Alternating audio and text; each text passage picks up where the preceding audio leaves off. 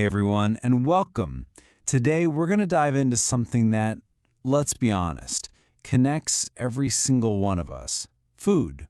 We're going to listen in on a chat between two people and see how their choices, from breakfast all the way to dinner, tell a really interesting story. So let's get into it. But before we dive into their day, let me ask you something. What does a perfect day of food look like for you? I mean, from the moment you wake up to your last bite at night. Just keep that in the back of your mind as we go. Okay, so the two people we're following today are Sarah and David. And by basically being a fly on the wall during their conversation, we're going to see what they eat every day and what their choices say about their lives. All right, let's kick things off right where the day starts. Breakfast. You always hear it's the most important meal of the day, right? Well, as we're about to see, there's definitely more than one way to do it. Okay, so right off the bat, you can see a huge difference here. David's going for something super simple, kind of European style, right? Just some bread and cheese. It's quick, it gets the job done. But then you have Sarah, who's all about a more traditional, hearty breakfast with scrambled eggs and toast. It's like two totally different philosophies for the first meal of the day. And this quote from David, it just says it all, doesn't it? That coffee for him isn't just about enjoying the flavor. Nope. It's a tool. It's what he needs to get his brain going in the morning. It really shows you that sometimes our food choices are just super practical. But you know, life isn't always the same old routine. So on the weekends, things get a little more fun. We're talking pancakes with fruit. And if they're in a rush on a weekday, they'll just grab a banana or an apple. It just goes to show how we all adapt our eating to whatever the day throws at us. Okay, breakfast is done. Let's move on to the main events, lunch and dinner. And as we dig into these, you're going to start to see a really interesting pattern in how both of them approach their meals. And here it is. This is a really big deal for both of them. Lunch is their biggest meal of the day, and that's actually super common in a lot of cultures around the world. It's all about getting that big energy boost to power through the rest of the afternoon. And just look at their plates. They're both all about balance. You've got lean protein, chicken for her, fish for him, and a ton of vegetables. Even though they're eating different things, the basic idea is the same. Get some good, wholesome, energizing food in you. So, after a big meal like that for lunch, what happens at dinner time? Well, the whole strategy just flips. Dinner isn't about loading up on fuel anymore.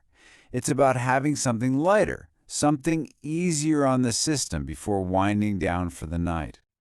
And this is where their personalities really come through in their food choices.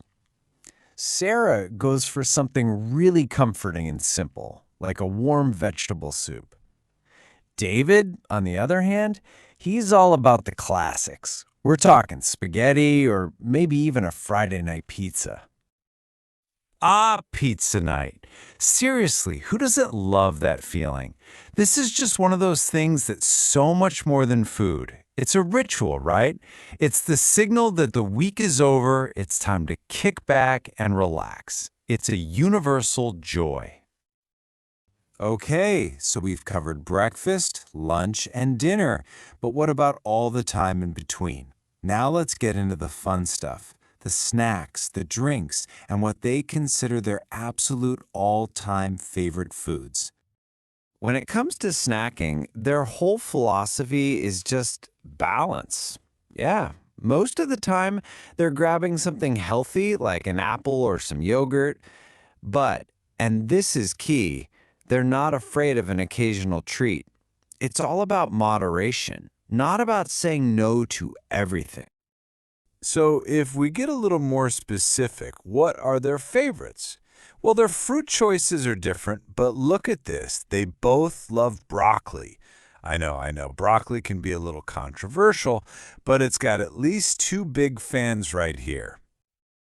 When it comes to drinks, water is king for both of them. That's the foundation. But it's cool to see how they use other drinks pretty strategically. Sarah has green tea in the afternoon to kind of calm down, and David has an herbal tea at night to relax. And what about soda? Yeah, that's just a sometimes treat, definitely not an everyday thing. Okay, this is the big one. The all-time favorite food. This question tells you so much about a person. Because this is where food stops being just fuel and starts being about memories, about who you are. For Sarah, it's sushi, clean, precise, and experience. But for David, it's his mom's lasagna. You can just taste the nostalgia, right? It's all about family and home. Okay, so we've talked a lot about food. Now let's switch gears a little. How do you actually order all this delicious food when you're out? Let's break down some super simple, really practical English phrases you can use at any restaurant. Ordering doesn't have to be stressful at all. You can break it down into a few easy steps. It's always a good idea to start with your drink order. Then, use one of these simple phrases for your food. And of course, the magic words, please and thank you, go a long way. Let's really focus on the key phrases here, because these are your secret weapons. I would like, and can I have? Honestly, that's pretty much all you need. They're polite, everyone understands them, and they just make the whole process smooth and easy. All right, picture this. You're looking at the menu, maybe feeling a little overwhelmed, and the waiter comes over and asks that classic question. What do? Don't sweat it. Your response is just as simple as their question. You've basically got two perfect answers. If you're good to go, it's a simple, yes, I am, thank you. But if you need another second to decide, no, I need another minute, please. So easy, so polite, perfect. And just like that, we've covered a whole day of food. We went from David's simple breakfast all the way to feeling confident enough to order anything you want in a restaurant. It really shows how our food choices tell a whole story, doesn't it? So that brings us full circle, right back to where we started. But now I'm asking you. After hearing about Sarah's sushi and David's mom's lasagna, what's your all-time favorite food? What's that one meal that means more to you than just taste? That's something to chew on. Thanks for joining me. Okay, let's unpack this. Let's do it. We're diving into something, well, pretty fundamental. Food. Absolutely. How we structure our meals, the habits we build. And importantly, how we actually talk about it, like when ordering. The practical side. Exactly. Think of this as a deep dive into the whole food cycle, really. We've looked at sources covering everything from that first coffee. Right through to maybe a Friday night takeaway. Mm-hmm. And our mission today is basically to give you a comprehensive look, not just what people eat, but digging into the why, connecting those daily routines with broader preferences. And straight away, we saw this interesting tension pop up in the sources. Yeah. It's kind of perfectly shown by the two all-time favorite foods that came up. On one hand, you've got homemade lasagna, really personal, takes effort. Proper comfort food, right? Labor of love. Totally. And then on the other side, fresh sushi. Ah, yes. Global, precise, healthy, looks amazing. Quite the contrast. It really is, and it signals something important, I think. Okay. That split between food as like deep comfort and memory, the lasagna, and food as maybe health, freshness, even a bit aspirational, the sushi. Yeah, we're going to see that tension kind of play out across the whole day, aren't we? We are. Let's start at the beginning. Right. Section 1, kicking off the day, breakfast and lunch. So looking at breakfast, the sources definitely show a split. Seems to depend a lot on lifestyle, maybe. Precisely. You see that very efficient routine? Just bread and cheese, maybe? Mm. And strong black coffee. no sugar. Get up and go. Totally utilitarian. It's about maximum energy, minimum time, really optimizing for speed. Which is, well, a stark contrast to the other main approach we saw. That one's more about immediate quality, isn't it? Yeah, the scrambled eggs with toast, always with fresh orange juice. It feels more intentional. It's not just fuel. It's like signaling, okay, time to be healthy, time to wake up properly. But life gets in the way sometimes. Oh, absolutely. And the sources acknowledge that. Yeah. You know, even if you want the eggs, busy mornings happen, so there's a fallback. Thankfully, a healthy one. Grabbing a banana, an apple. Exactly. It's like the healthy habit built into the Plan B Smart. But then the weekend arrives, the pressure's off. Yeah. And things change. Universally, it seems. There's this shared love for a weekend upgrade, specifically pancakes. Ah, pancakes. Can't go wrong. It becomes a bit of a ritual, doesn't it? A reward. Doesn't matter so much if it's fruit on top for my Danas, strawberries were mentioned, or just honey. It's about slowing down, enjoying something special. A nice bridge between that daily grind and weekend relaxation. Okay, so after breakfast, lunch. And this was interesting. For many people, lunch isn't just a quick bite. No, definitely not. The sources are quite clear. Lunch is often the biggest meal of the day, usually hits around 1 o'clock. That timing feels quite traditional. It does. Like Yeah. that midday break is really for refueling properly. And the meals described, they reflect that. They're balanced, substantial, complete meals. Yeah, we pulled out 2 great examples. First one was described as a real classic, rice and beans. That phrase, real classic, tells you something, doesn't it? It's not just simple food. In many cultures, rice and beans are like the foundation. Complete protein, affordable grounding. And the sources mentioned serving it with grilled chicken and a simple salad. Right. Lettuce, tomato, cucumber, olive oil. So you get this really robust, traditional meal, sets you up for the rest of the afternoon. Then the second example showed a bit more flexibility, but still very health-focused. Grilled fish with lemon, sometimes chicken instead. But the constant there was the emphasis on vegetables. Carrots and broccoli were specifically mentioned, always making sure they're part of the meal. And that links back to broader ideas about healthy eating, doesn't it? Absolutely. It's not just eat healthy. The sources kind of hint at why the importance of vitamins. It reminds you of that classic parent advice, you know? Eat your vegetables. Exactly. And it shows how those messages actually stick and shape our adult eating habits. Okay, so if lunch is the big structured energy input, how does things shift towards the evening? Yeah. Let's move into section 2. Dinner and snacks. Well, the whole intention changes, really. After that substantial lunch, dinner's usually smaller, lighter. Makes sense. Yeah. Better for digestion, sleep maybe. That's the idea, so the choices reflect that. Lots of comforting, but not heavy options. Soup came up a lot. Yeah, warm vegetable soup, carrots, potatoes, celery. Classic comfort. Tomato soup too, especially with bread. Restorative, like you said. But when you want something a bit more substantial for dinner, but still comforting. Ah, the classic. Spaghetti with tomato sauce. Yes. And what was fascinating was the non-negotiable requirement that came with it. Let me guess.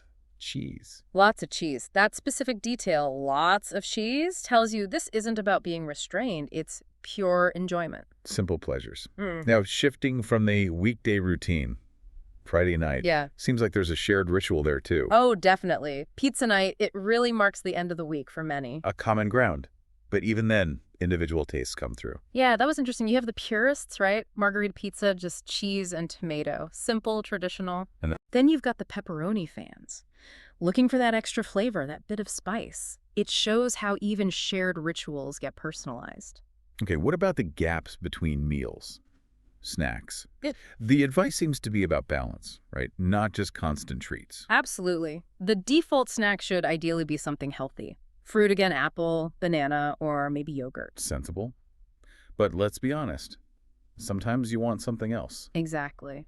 When does indulgence fit in? When do you allow that sweet treat? And the sources got specific here, which was interesting. They did. Chocolate chip cookies. That was the go-to sweet snack mentioned. The favorite. But, and this is important, it was framed very clearly as a treat, a measured thing, not an everyday habit. It's about that discipline, fitting treats in consciously. Right.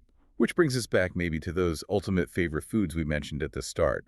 Lasagna versus sushi. They really sum up that comfort versus aspiration thing. They really do. Mom's lasagna. That's not just food, is it? It's home, memory, effort, that deep satisfaction. It's everything that quick and efficient isn't. Totally. And opposite that, you have sushi. Precision, freshness, the quality of the fish, The rice? And the appeal there is different. It's about health benefits, clean taste, even how it looks, the aesthetics. It represents something else. Optimization, maybe? A modern, often global choice for lighter eating. That contrast really does provide a great framework for thinking about why we choose the foods we do. Okay, so we have the meals, the snacks, but you can't talk food structure without talking drinks. Section 3, hydration and healthy details. Good point.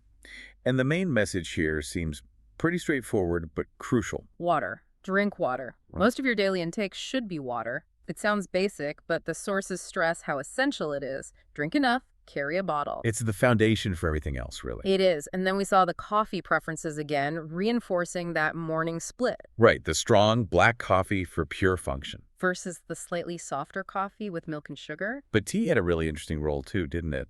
More structured throughout the day. Yeah, green tea was mentioned specifically for the afternoon. Calming, maybe a gentle lift without being too much. And then later on. Chamomile or herbal tea before bed. For relaxation, it's like intentionally marking the end of the day, separating it from everything before. And sugary drinks. Soda, very clearly positioned as occasional treats. Cola, lemonade, fine once in a while, but not daily drinks. Too much sugar. It's all about being intentional. Makes sense. What about favorite fruits and vegetables? Did the sources give specifics? They did, and the reasons were kind of revealing. For fruit, mango came up sweet, juicy, tropical, strawberries too, and watermelon. Ah, watermelon. There was a specific comment about that, wasn't there? Yes, amazing on a hot day, which is key. The preference isn't just taste. It's about the physical sensation, the relief it provides in certain conditions. Context matters. And vegetables. While broccoli was in there, acknowledged as sometimes unpopular, maybe, but everyone agrees it's great for you. The dutiful choice. Kind of. But carrots seemed genuinely loved for being sweet, crunchy. And the eyesight thing. And that old rumor. Yeah, good for your eyes. Whether it's true or not, that bit of folklore adds to its appeal. Okay, so we've mapped the whole day, really. Breakfast, lunch, dinner, snacks, drinks. We know about lasagna and sushi fans. So how do we apply all this? What does it mean when you're, say, out trying to order food in English? Right. That brings us to section 4. Connecting all this food talk to the practical skill of ordering in a restaurant. And the sources had some good pointers there, based on a role-play scenario. Yeah, more than just basic phrases, it showed the flow of the conversation. Of course, you need the key ordering lines, I would like, or can I have, please. The essentials. Gotta have those, and always use please. A crucial bit of politeness, that. But the deeper insight from the role play was about managing the interaction beyond just stating your order. Like what happens next? Exactly. How do you respond if the waiter asks about sides, or how you want something cooked? How do you ask for a substitution politely? It goes beyond just pointing at the menu. And managing the timing, too. That seemed important. Very. Knowing how to respond when they ask, are you ready to order? You need options. Either yes, I am. Nice and clear. Or, if you're not ready, the polite delay. No, I need another minute, please. Using please, there is key shows respect while you take the time you need. So the takeaway is that ordering in English can be pretty straightforward. Simple, useful, and actually quite smooth once you understand not just the words, but the sequence, the expected back and forth, and those little bits of politeness. Wow, okay. That was quite a journey through the world of food habits. We've covered daily meal structures, snacks, those big differences in favorites like lasagna and sushi. And then brought it right back to the practical skill of ordering. Key phrases, managing the conversation. It really shows how relevant food is, doesn't it? It's such an easy way to connect with people, learn about their lives. Everyone eats. It's the universal topic. And understanding those choices, the quick breakfast versus the healthy one, the comfort soup versus the light salad, it gives you instant insight into someone's priorities, maybe their lifestyle. A real map of behavior. We Yeah. saw that contrast. Comfort and memory versus freshness, and maybe health optimization. So here's something final for you, the listener, to think about, building on all this. If your daily food choices are often driven by habit, time, maybe tradition, what would it actually take to nudge you completely off that path? What kind of experience or reason could make you try something totally different, maybe even shift your ultimate favorite food? It makes you wonder how much control we really have over habits we think are set in stone. Interesting question. So think about that framework. Comfort, efficiency, aspiration, and maybe reflect on your own food map. Now you've heard about these different patterns. Until next time, keep digging.